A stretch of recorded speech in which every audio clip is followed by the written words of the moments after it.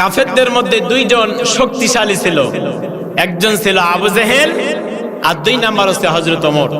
আল্লাহ রাসূল হাত উঠালেন, দোয়া করলেন, আল্লাহ এই ওমর এবং আবু জেহেলের মধ্যে দুইজনের মধ্যে একজনকে আমার দলে দিয়ে দাও, তাহলে ইসলাম প্রচার করা আমার জন্য সহজ হয়ে যাবে। সুবহানাল্লাহ। এই জন্য ইসলামে শুধু আবু বকরের মতো লোক না, ওমরের মতো লোক থাকার দরকার আছে না নাই? শুধু নরম নরম দেওয়া হবে না, গরমও দরকার আছে না নাই? যাকে দেখলে শয়তানও রাস্তা দিয়ে 40 দিন যায় না, ঠিক কিনা বলেন? তিনি গরম ছিলেন ইসলামের জন্য, কঠোর ছিলেন খারাপ কাজের প্রতি। কোন কাজের প্রতি? খারাপ কাজের প্রতি। হযরত ওমর, কাফেরদের মধ্যে একটা বৈঠক হলো যে আব্দুল্লাহর বেটা মুহাম্মদ নতুন ধর্ম নিয়ে এসেছে, তিনি নাকি কোরআন নামক এক কিতাব তেলাওয়াত করে নামাজের মধ্যে। তোমাদের মধ্যে কে আছো আব্দুল্লাহর বেটা মুহাম্মদকে অপমান, অপদস্থ, লাঞ্ছিত করতে পারবে? হযরত ওমর তখনও ইসলামকে কবুল করেন নাই, ঈমান আনেন নাই। হযরত ওমর উঠে দাঁড়ালেন, বলেন, আবু জাহেল আমাদের নেতা, আমি পারবো মুহাম্মাদের মোকাবেলা করতে, তাকে অপমানিত করতে, লাঞ্ছিত করতে। আবু জাহেল বলল, ওমর তুমি যদি পারো যাও, তোমাকে দায়িত্ব দেওয়া হলো, মুহাম্মাদকে অপমান করো, অপদস্থ করো, লাঞ্ছিত করো। কারণ কোরআন নাজিল হয়েছে আরবি ভাষায়। কোন ভাষায়? জোরে বলেন। আরবি ভাষায় নাজিল হয়েছে, আর তাদের ভাষাও আরবি, বুঝতে কোনো সমস্যা নাই। সমস্যা আছে?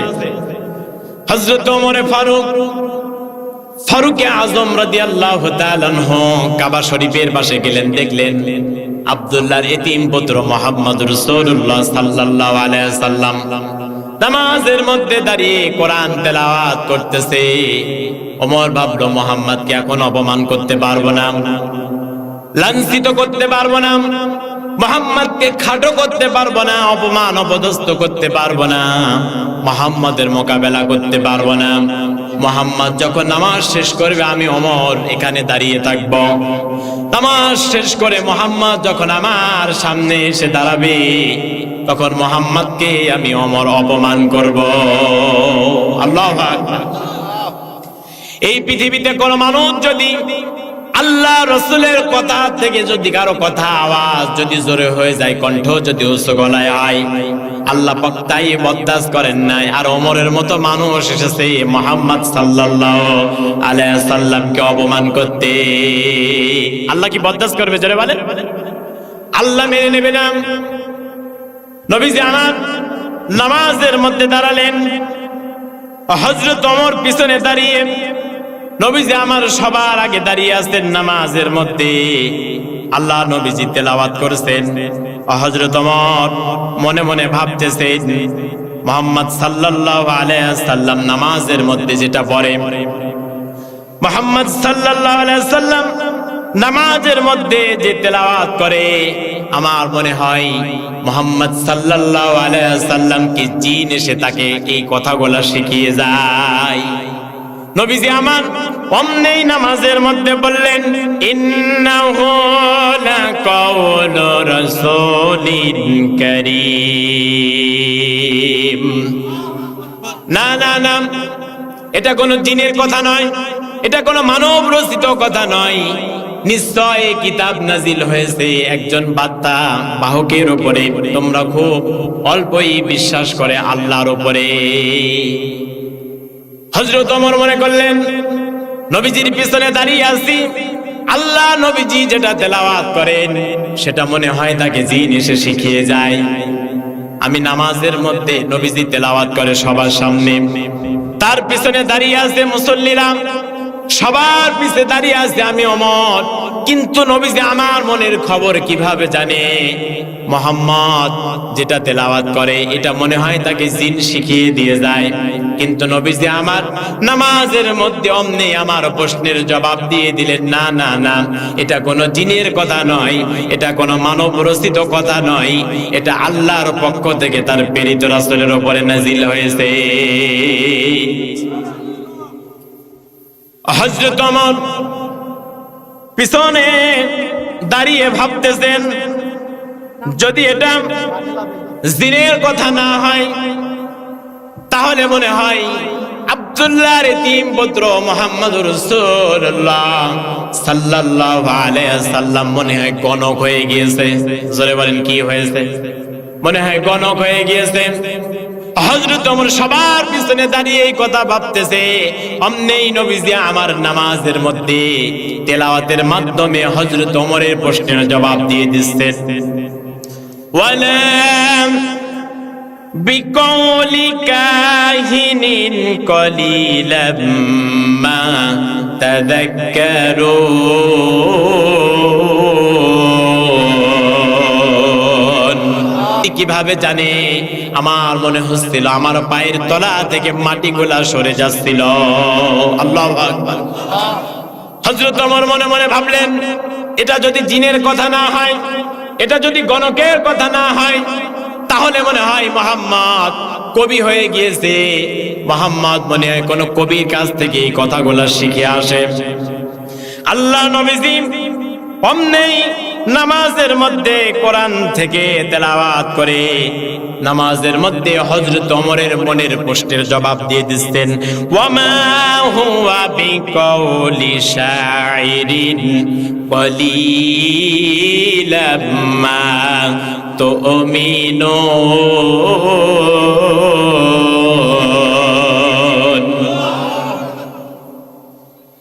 আল্লাহ নবীজি নামাজের মধ্যে অমনেই তেলাওয়াত করতেছেন, না না না, এটা কোনো কবির কথা নয়, এটা কোনো মানব রচিত কথা নয়। তোমরা খুব অল্পই আল্লাহর কথা, আল্লাহর বিধান বিশ্বাস স্থাপন করো। হযরত ওমর মনে মনে ভাবেন, আল্লাহ নবীজি ইমামতি করেছেন সবার আগে, নবীজির পিছনে সাহাবীরা দাঁড়িয়ে আছেন নামাজের মধ্যে, আর আমি ওমর তো নামাজে দাঁড়ায় নাই, সবার পিছনে দাঁড়িয়ে আছি। কিভাবে নবীজি আমার অন্তরের খবর জানেন? আল্লাহ নবীজি কিভাবে আমার মনের খবর জানে? হযরত ওমর বলে, যদি এটা জিনের কথা না হয়, যদি এটা কবির কথা না হয়, যদি এটি গণকের কথা না হয়, যদি এটা মানব রচিত কথা না হয়, তাহলে এটা কি? আল্লাহ নবীজি অমনেই নামাজের মধ্যে হযরত ওমরের প্রশ্নের জবাব দিয়ে দিচ্ছেন। তানজিলুম মির রাব্বিল আলামিন। আল্লাহ নবীজি নামাজের মধ্যে দাঁড়ায় হযরত ওমরের এই কথার প্রশ্নের জবাব দিয়ে দিলেন, না না না, এটা জিনের কথা নয়, এটা মানুষের কথা নয়, এটা কবির কথা নয়, এটা গণকের কথা নয়। তানজিল, সেই আল্লাহ পাক এই কোরআন নাজিল করেছেন, যিনি হচ্ছেন মির রাব্বিল আলামিন, যিনি হচ্ছেন বিশ্ব জাহানের প্রতিপালক। জোরে বলি সুবহানাল্লাহ। সুতরাং এই কোরআনের মধ্যে কি কোনো ভুল আছে? কোনো সন্দেহ আছে? আল্লাহ পাকের কথা আল্লাহ নবীজি কোরআনের মধ্যে বললেন, নবীজি আমার নামাজের মধ্যে বললেন, তেলাওয়াত করলেন। এমনকি আল্লাহ পাক বলেছেন এই কোরআনের মধ্যে, আমি আল্লাহর কথা বাদে আমার নবীজি যদি নিজের থেকে কোনো কথা বানায় কোরআনের মধ্যে দিয়ে দিত, আমি আল্লাহ পাক আমার নবীজির ডান হাত দিয়ে চেপে ধরতাম, আর তার কণ্ঠ নালীকে কেটে ফেলে দিতাম। সুতরাং রাসূলুল্লাহর কথা এই কোরআনের মধ্যে নাই, ঠিক কিনা বলেন? কথা আছে কার? আল্লাহ। এই পৃথিবীতে যারা কিতাব লেখে, এই পৃথিবীতে যারা গান লিখে, এই পৃথিবীতে যারা সাহিত্য লেখে, উপন্যাস লেখে, প্রত্যেকেই তারা নিজেদের দুর্বলতা দিয়ে লেখে। কি দিয়ে লেখে? জোরে বলেন। দুর্বলতা। দেখবেন যে লেখক লেখে, এখানে লেখা থাকে, পৃষ্ঠা খুলবেন, প্রথম পাতে লেখা থাকে যে লেখকের কিছু কথা লেখা থাকে, কি থাকে না? উনি লিখতে গিয়ে লেখেন, আমি একখানা কিতাব লিখেছি, এই কিতাবের মধ্যে যদি কোনো ভুল থাকে, যদি কোনো সন্দেহ থাকে, আমাদেরকে জানাবেন, পরবর্তী সময় আমরা সংশোধন করিতে চেষ্টা করিব। ঠিক কিনা বলেন? একথা লেখা থাকে না থাকে না? লেখা থাকে। কিন্তু আল্লাহ পাক এই কোরআনের মধ্যে কোথাও কি বলেছেন, ও পৃথিবীর বান্দা বান্দিরা, কোরআন পড়তে গিয়া কোথাও যদি ভুল পাও, একখানা সিরকুট লিখে হেলিকপ্টারের মাধ্যমে আমি আল্লাহর কাছে পাঠাইও। একথা আল্লাহ কোথাও বলেছে? এই পৃথিবীতে যত মানুষ কিতাব লিখে, যত বই লেখেন, সাহিত্য লেখেন, গল্প লেখে, ঘটনা লেখে, রচনা লেখে, প্রত্যেকেই তার নিজেদের দুর্বলতা দিয়ে লেখা শুরু করে। কিন্তু আল্লাহ পাক কোরআন লিখেছেন নিজের দুর্বলতা দিয়ে নয়, আল্লাহ পাক কোরআন লিখেছেন তার প্রশংসা দিয়া। সুবহানাল্লাহ। আল্লাহ পাক রব্বুল আলামিন কোরআনের কভার খোলা মাত্রই যেটা বের হয়ে যায় মানুষের সামনে, আলহামদুলিল্লাহি রাব্বিল আলামিন। সমস্ত প্রশংসা ওই বিশ্ব জাহানের প্রতিপালকের জন্য, যিনি আসমান এবং জমিন তৈরি করেছেন। জোরে বলি সুবহানাল্লাহ। কার প্রশংসা দিয়ে লিখলেন? আল্লাহ দুর্বলতা দিয়ে নয়, নিজের প্রশংসা দিয়ে লেখা আরম্ভ করলেন, লেখা শুরু করলেন আল্লাহ পাক রব্বুল আলামিন। এবং কোরআনের মধ্যে বললেন, ভুল তো দূরের কথা, সন্দেহের অবকাশ পর্যন্ত কোরআনের মধ্যে নাই। যালিকাল কিতাবু লা রাইবা ফীহি হুদাল লিল মুত্তাকিন।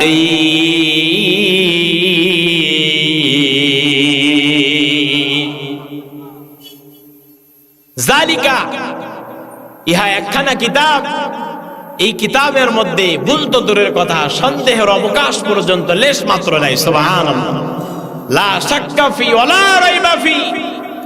এই কোরআনের ভুল ধরতে যারা এসেছে তারাই তাদের নিজেদের জীবনের ভুল সংশোধন করতে পেরেছে। কথা বলেন ঠিক কিনা?